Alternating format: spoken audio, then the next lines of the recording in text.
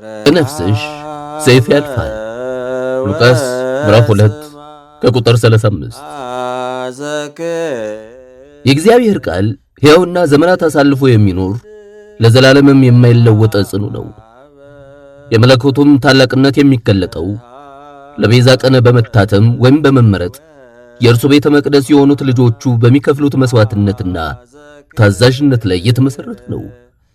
እኛ ሁላችን በመጋረጃ በማይከደን ፊት የጌታን ክብር እንደ መስታወት እያብለጨለጭን መንፈስ ከሚሆን ጌታ እንደሚደረግ ያንን መልክ እንመስል ዘንድ ከክብር ወደ ክብር እንለወጣለን እንዲል እግዚአብሔር በቅዱሳን ላይ ድንቅ ነው ይላልና። የታላቁ ሊቀ ካህናት የኢየሱስ ክርስቶስ እናት ድንግል ማርያም ነፍሴ ጌታን ታከብረዋለች እንዳለች ሰው በሕይወቱ የክብር ለውጥ ለማምጣት የግድ እንደ ሾህ በታጠረ ችግርና መከራ ውስጥ አልፎ እግዚአብሔርን በነፍስ በሥጋው ሲያከብር የዘላለም በረከትና ድል ከአምላኩ እጅ ይበረክትለታል። ፈትነኝ እንደ ወርቅም እወጣለሁ እንዲል የእምነት ሰዎች በመከራና በብርቱ ሰቅቋ ውስጥ ቢያልፉም ኃይላቸው እንደ ንስር ይታደሳል፣ ይሮጣሉ፣ አይደክሙም፣ አይታክቱም፣ ይሄዳሉ እንዲል እስከ ሞት ድረስ ታምነዋልና ሞቷል ሲባሉ ሕያዋን ናቸው፣ የላቸውም ሲባሉ ብዙዎችን ባለጠጋ ያደርጋሉ። ከታገላቸውና ካሳደዳቸው ይልቅ እነርሱ የእግዚአብሔር ብርቱካን አሸናፊዎች ሆነው ይገኛሉ። በእምነት መስታወት ድል ነሱ፣ የእሳትንም ኃይል አጠፉ እንዲል ዕብራውያን ምዕራፍ 11 ቁጥር 36። የክርስቶስ የሆነ ሁሉ መንገዱ ይህ ብቻ ነው። በጦርነት ውስጥ ታግሎና ተፈትኖ የመጣበትን ክፉ ቀንና አጋጣሚ በእግዚአብሔር ስም ድል መንሳት የተሰጠ ነው።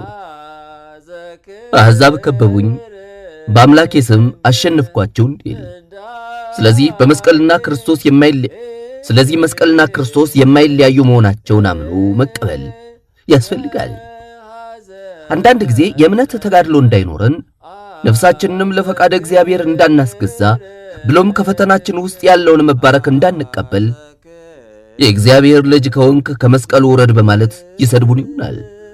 እነዚህ መስቀል ማለትም መከራ፣ ስደት፣ ረሃብ፣ ሰይፍ፣ እንቅልፍ ማጣት፣ ግርፋት ወዘተ የሌለበትን ልቅና ምቾት ያለው የሃይማኖት ድርጅትን የሚፈልጉ መስቀልን ከመሸከም ይልቅ ወርቅና ብርን መሸከም የሚመርጡ የይሁዳን ከረጢት ያንጠለጠሉና ያለ መከራ የእግዚአብሔር ጸጋ አትገኝም የሚለውን የአምላክን ቃል ይዘነጉ ናቸው።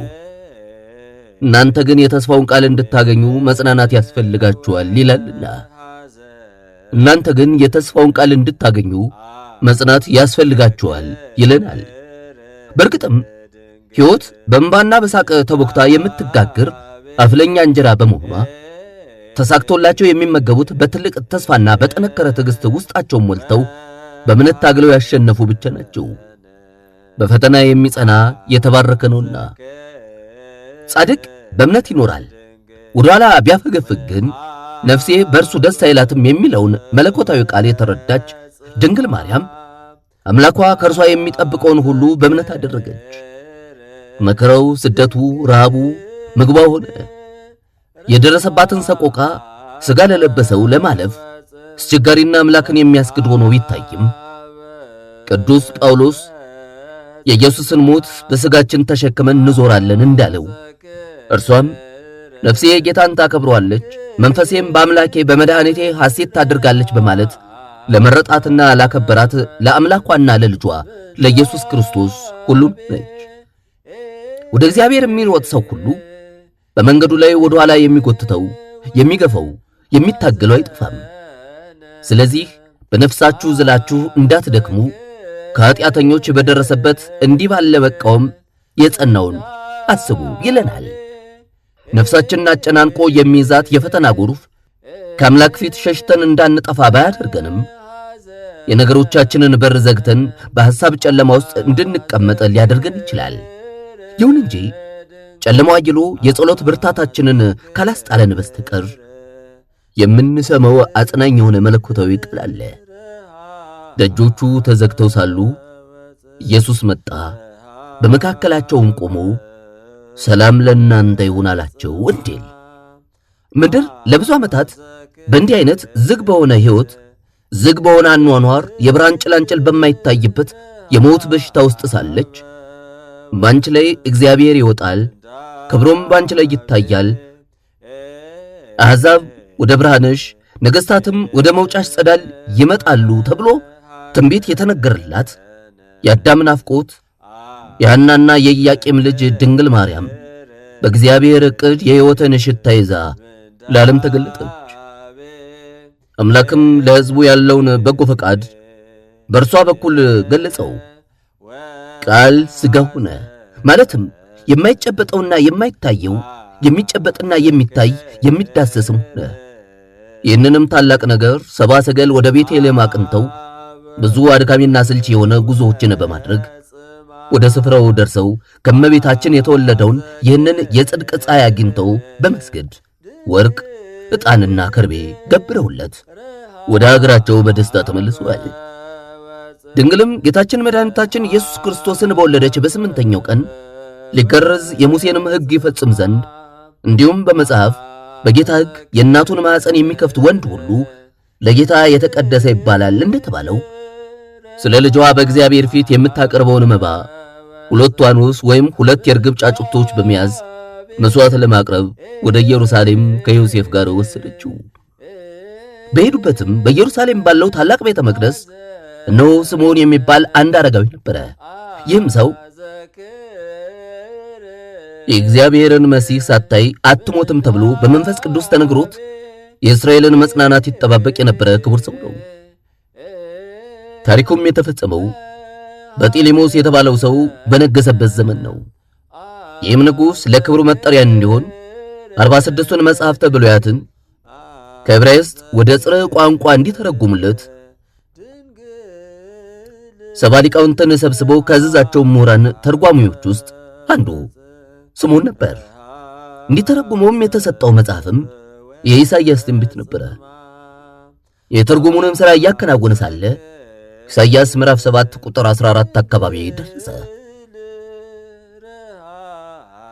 ድንግል በድንግልና ትጸንሳለች የሚል ቃል አገኙ። እርሱም ይህ ሐሳብ በፍጹም ሊሆን አይችልም በማለት ድንግል የሚለውን ቃል ሴት ብሎ ጻፈው ይላል። በዚህን ጊዜ እንቅልፍ መጥቶበት ተኝቶ ቢነቃ እርሱ የጻፈው ሴት የሚለው ቃል ተፍቆ ድንግል የሚለው የክብር ቃል በቦታው ተጽፎ አገኘው። ደግሞ ፋቀውና እንቅልፍ ስላስቸገረው ተመልሶ ተኝቶ ቢነቃ አሁንም የእርሱ ሥራ ተሰርዞ አገኘው። ይሁን እንጂ በድንግልና ጸንሳ በድንግልና የመውለድ ጉዳይ ከአእምሮ በላይ ሆኖ ስላልተዋጠለት ሊፍቀው ተነሳ። በዚህን ጊዜ የእግዚአብሔርን መሲህ በዓይነ ሳታይ አትሞትም የሚለው ቃል ወደ ስምዖን መጣ። በዚህ ተስፋ ውስጥ ሳለ የሚመጣውን መሲህ ብቻ ሳይሆን በድንግልና የመውለዷ ጉዳይ አልዋጥ ብሎት ይቸገርባት የነበረችው ቅድስት ድንግል ማርያምም ስምዖን ወዳለበት ቤተ መቅደስ እንደ ልማዱ ታደርግለት ዘንድ ሕፃኑ ኢየሱስ ክርስቶስን እንዳቀፈችው ወደፊቱ ቀረበች። በዚህ ጊዜ ነበር ስምዖን የእግዚአብሔር መንፈስ ገልጦለት ሕፃኑን ከእናቱ እጅ ተቀብሎ የታቀፈው። በታላቅ የደስታ ባህር ውስጥ ሰጥሞ እግዚአብሔርን እያመሰገነ እንዲህ አለ።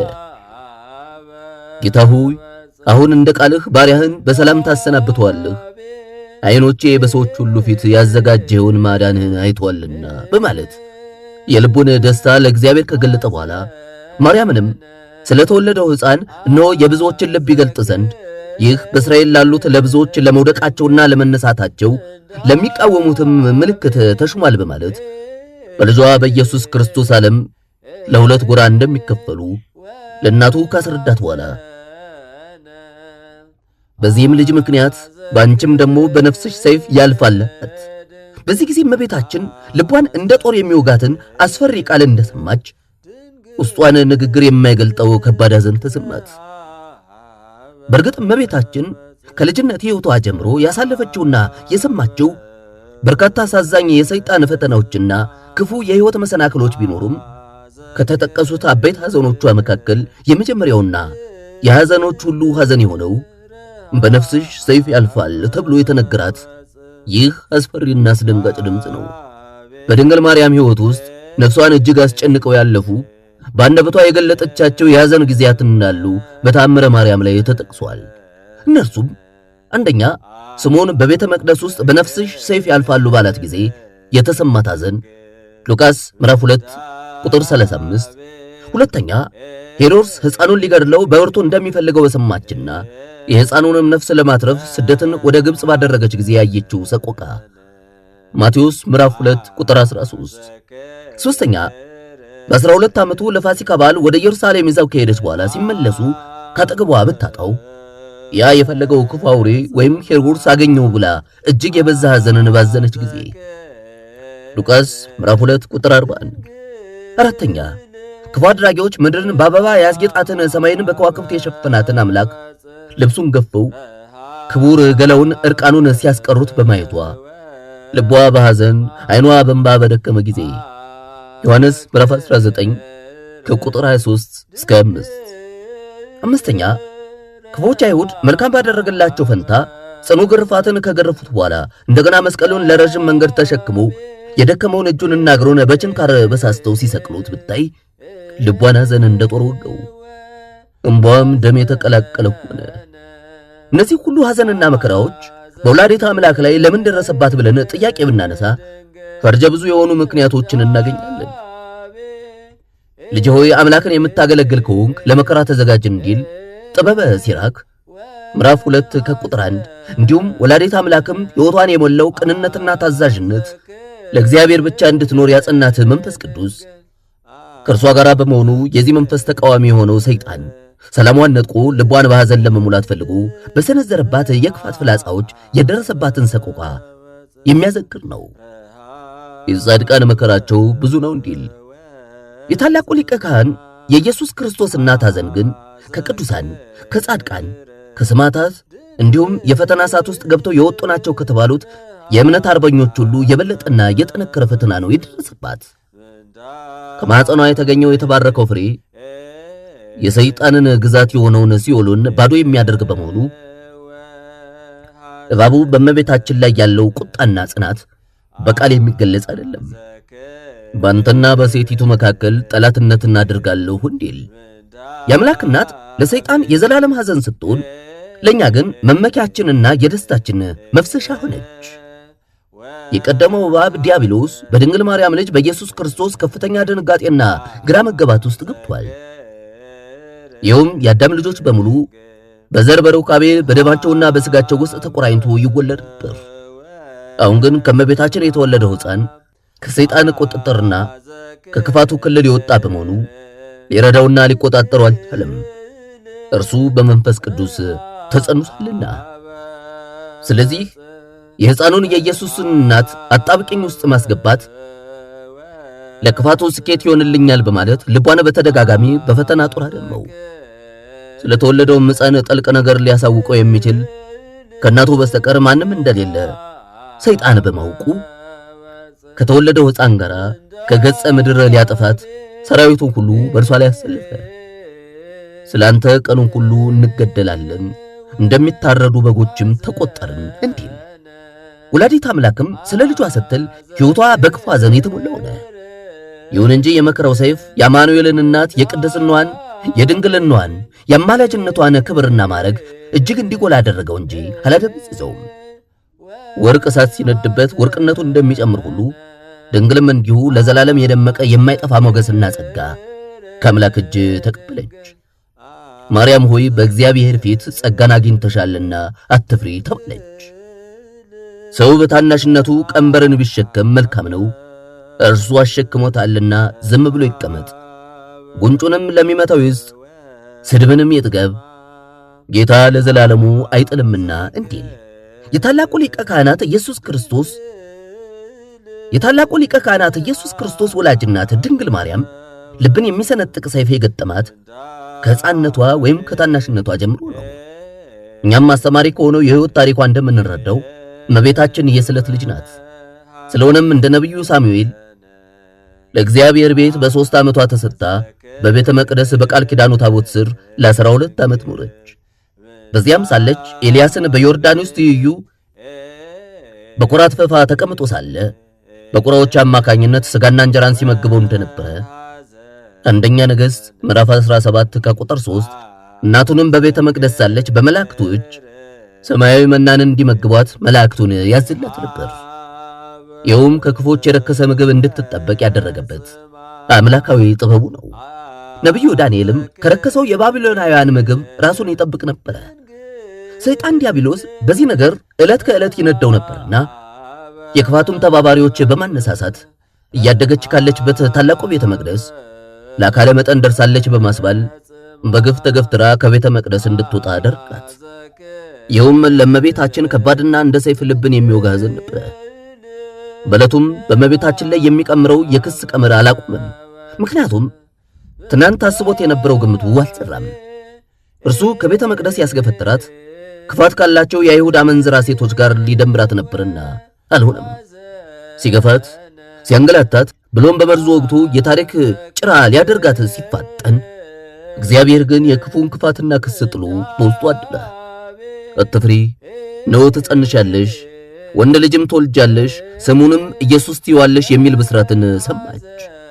በእርግጥም እመቤታችን እጅግ የተወደደ የቅድስና ስፍራና የተመረጠ የአምላክ መገለጫ ተራራው ነች። ይሁን እንጂ በመንፈስ ቅዱስ ኃይል በጸነሰችው ጽንስ ምክንያት አሁንም ሰይጣን ዲያብሎስ የአይሁድ ቁጣ ያለ መጠን እንዲገነፍል አደረገ። በውስጧ የሚታየው ጽንስ ያለ ሕግ ያመጣችው ነውና እንደ ሕጋችን ትመርመር በማለት የመፈተኛውን መርዛማ ውሃ በማዘጋጀት ይዘው ቀረቡ። በእርግጥም ሴቲቱ ያለ ሕግ ተገኝታ ከሆነ መጽሐፉ እንደሚለው መርዛማውን ውሃ ብትጠጣው ማህፀኗን በጣጥሶ ጭኗን አበስብሶ ይገድላት ነበር። ነገር ግን መብርሃን የጸነሰችው ከመንፈስ ቅዱስ ነው። መርዙንም እንደ ሕጋቸው በሕዝቡ ፊት ሁሉ ብትጨልጠው በሞት በመበስበስ ፈንታ በተሰበሰበው ሰው ሁሉ ፊት ከፀሐይ 7 እጅ አብርታና ደምቃ ታየች። ክብር ምስጋና ለእግዚአብሔር ይድረሰው። ነው እባቡና ጊንጡን ትረግጠው ዘንድ በጠላት ኃይል ሁሉ ላይ ስልጣን ሰጥቻችኋለሁ፣ የሚጎዳችሁ ምንም የለም እንዲል መርዙ እመቤታችንን አልጎዳትም። ይሁን እንጂ ይህ የአይሁድ ክፉ ስራቸው ልቧን ባዘን ሳይቆስሉ አላለፈም።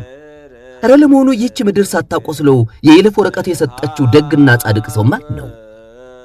አቤል በእናቱ ልጅ በቃይል ቆሰለ፣ ተገደለም። ዮሴፍ በወንድሞቹ ቆሰለ፣ ወደ ጉድጓድም ጣሉት። ቅዱስ ዳዊት በልጁ በአቤሴሎም ቆሰለ። ድንግል ማርያም በወገኖቿ ቆሰለች። ሕይወቷ ሁሉ ባዘንና በስደት የታጠረ ሆነ። ጌታችን መድኃኒታችን ኢየሱስ ክርስቶስ በወገኖቹ ለወገኖቹ ቆሰለ፣ ለአሰቃቂው የመስቀል ሞትም ተላልፎ ተሰጠ። አድማጭ ተከታታይ ተመልካቻችን ሆይ አንተስ በምን ቆስለህ ይሆን? እኔ ግን ሚስጥሩ ለአምላካችን ነው እላለሁ። በመገረፉ ቁስል ቁስለታችንን የፈወሰ የድንግል ማርያም ልጅ ክብርና ምስጋና ይግባው። አሜን አሜን። እግዚአብሔር ይቀድማል፣ እኛ እንከተላለን። ዘክር ድንግል